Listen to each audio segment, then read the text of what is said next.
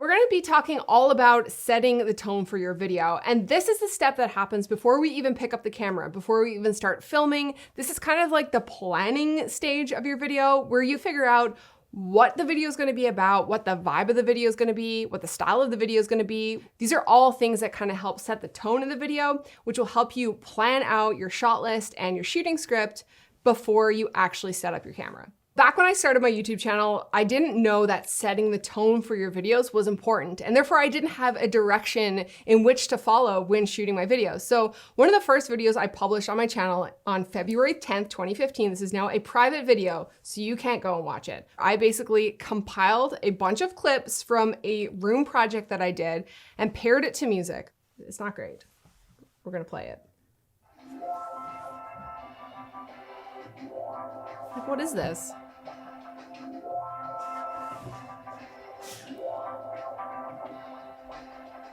I mean, my husband looks really cute dancing. That's really sweet. Okay, we've had enough of that. What is that? The shots are overexposed. I just picked a song and put the clips in it. There's no sound design. There's no diegetic sound, so you can't actually hear what's happening in the room.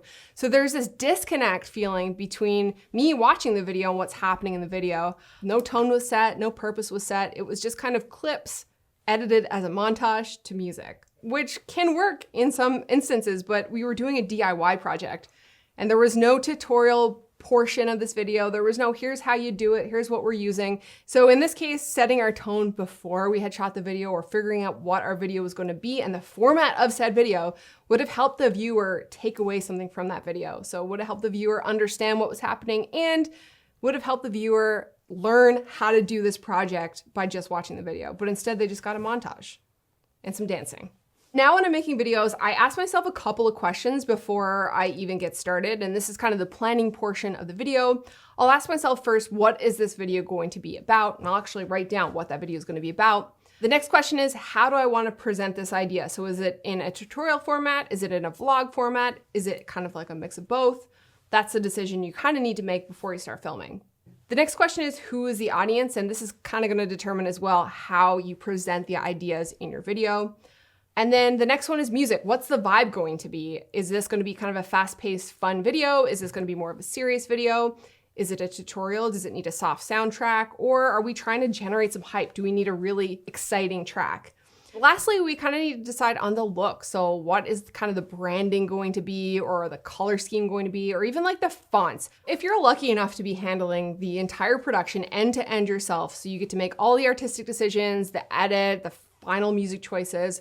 It's really exciting because the opportunities are endless, and what you put in your video and how you edit your video is all based on your personal preferences and the vibe and tone that you're kind of trying to go for. There's a couple of decisions that we can make to pull that art direction through your videos. And we touched on this earlier, but let's talk about it again. We're talking about the colors that are in the shot. So in this shot here, we've got neutral muted tones. This is my personal preference, and it's come to be known that this is kind of my brand now. People expect matte black from me, and so therefore matte black shows up in a lot of our shots. That's kind of our color, and that's kind of the art direction style we go in. You can bring in colors in your clothing, your wardrobe, the accessories that are in your shot, the props. The wall color or even backdrop paper that you're using in your shot really can make a difference in the way your shot looks and in the way that your shot color grades as well. Lighting is another thing that plays into tone and style as well. For a studio shot like this, I like a nice bright light on me. I don't like a lot of harsh shadows on my face, but if I wanted to have a little bit more of a casual style video,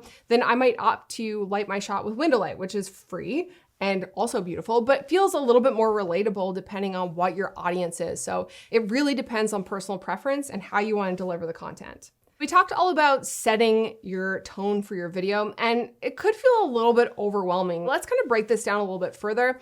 I just have pulled up here my little mood board for our helicopter series Heading East. This is something that I put together before I even start working on the video, before I even start filming anything. This mood board gives you an idea of the vibe and the tone of what the series is going to be, just based on color palette, based on fonts.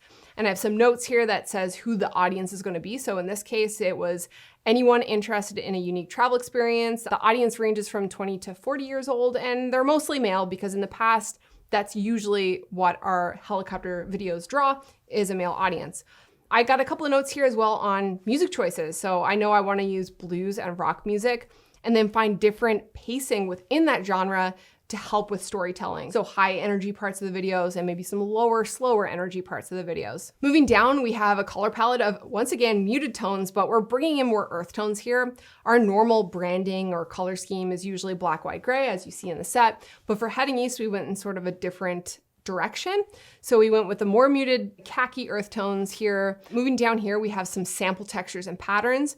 And this is really important to me as a former graphic designer, to start to create these different elements that I can pull from when it comes to creating social assets, say for Instagram, or Instagram stories, or even titles. I can pull on these textures and patterns to really bring that vibe through the rest of the materials.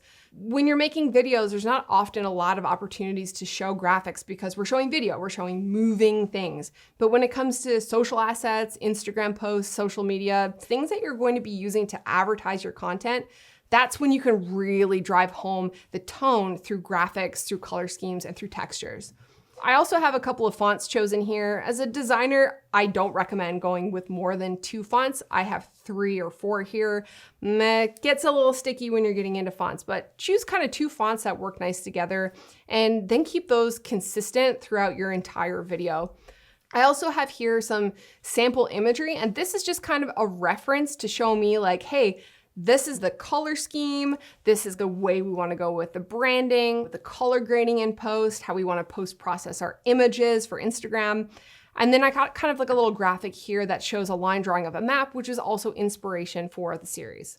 Spending some time to nail down a little bit of a mood board can really help visualize a cohesive look and a full brand for the series. You might be looking at this and thinking, this seems like a waste of time, this is really overwhelming, but in fact, it's actually quite enjoyable to make yourself your hot beverage of choice, sit down and just enjoy the process. Putting the work up front will actually have you making fewer decisions later on down the road when your head is wrapped up in filming and shot lists and what is this video and what is the story and what is the concept.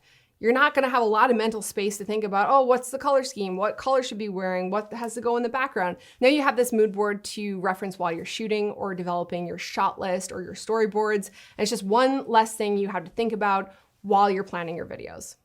Something else I like to do, which actually really helps you immerse yourself in a project, is I'll go through and develop a full playlist of a genre of music with different tempos. For instance, with Heading East, I picked blues and rock music. So I just went through my favorite music platform and just built out an entire playlist of music that fit that vibe that I was going for. And then I'll actually listen to that playlist while I'm developing the mood board, while I'm designing things for the videos, while I'm even planning the videos.